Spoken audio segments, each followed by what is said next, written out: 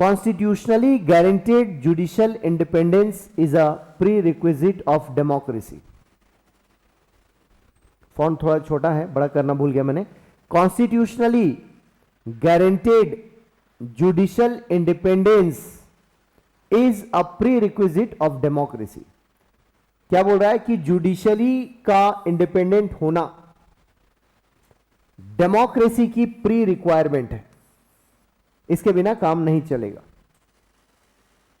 अब जैसे ही आप डेमोक्रेसी को समझते हो, जुडिशियल इंडिपेंडेंस को समझते हो, अब ये अलग अलग टुकड़ों में किताबों में दिया है, इसको क्लब करके समझना।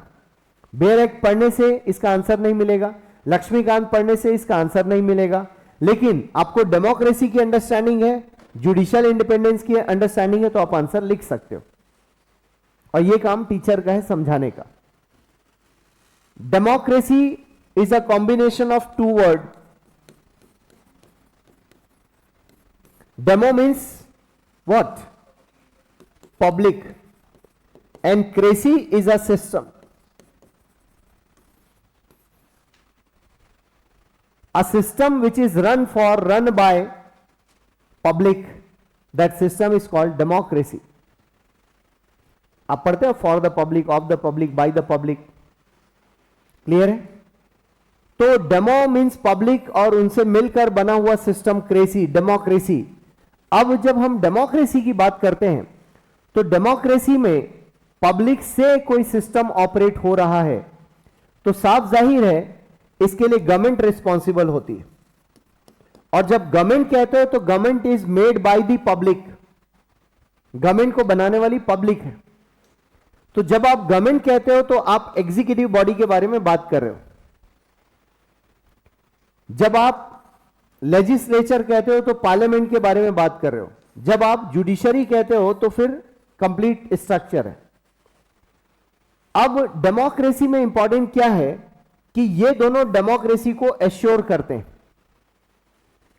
अब पार्लियामेंट में लॉ बनता है, लॉ आपके लिए बनता है, कॉमन मैन के लिए लॉ बनता है।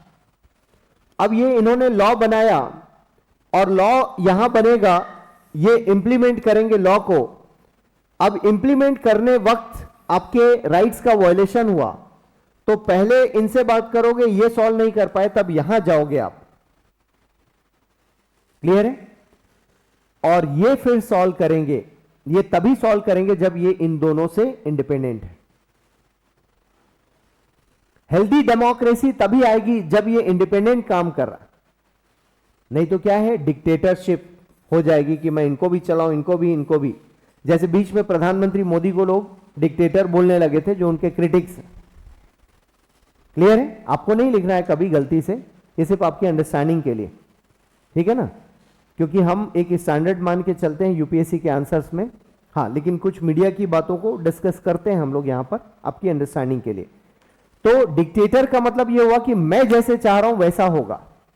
कॉन्स्टिट्यूशन में क्या लिखा है दैट डजंट मैटर, लेकिन हमारा देश हेल्दी इसलिए है क्योंकि हम कॉन्स्टिट्यूशन में जो लिखा है उससे चल रहे हैं। और कॉन्स्टिट्यूशन कहता है कि जुडिशरी इंडिपेंडेंट है, आप अपनी जगह काम करो, आप अपनी जगह काम करो, तीनों मिल गए तो ये मारा जाएगा। क्लियर है? ये तीनों मिल गए तो ये मारा जाएगा, ये मतलब कॉमन मैन मारा जाएगा। तो कॉमन मैन ना मारा जाए इसलिए तीनों को अलग अलग फंक्शन करना है, तीनों के अलग अलग काम है। और इसीलिए मॉन्टेस्क्यू नाम के स्कॉलर ने अमेरिका के लिए कॉन्सेप्ट दिया था कि they should be separated from each other. Clear है? तो तीनों अलग अलग होने चाहिए और ये अपना न्यूट्रल स्टैंड रखें, ये देखे बिना कि यहां कौन है। लॉ इज सुप्रीम, लॉ क्या कहता है वो मायने रखता है। यहां मोदी जी हो, राहुल गांधी हो, सोनिया गांधी हो, मनमोहन सिंह हो, अटल बिहारी वाजपेयी, कोई फर्क नहीं पड़ता, इनका स्टैंड इंडिपेंडेंट होना चाहिए। क्लियर है?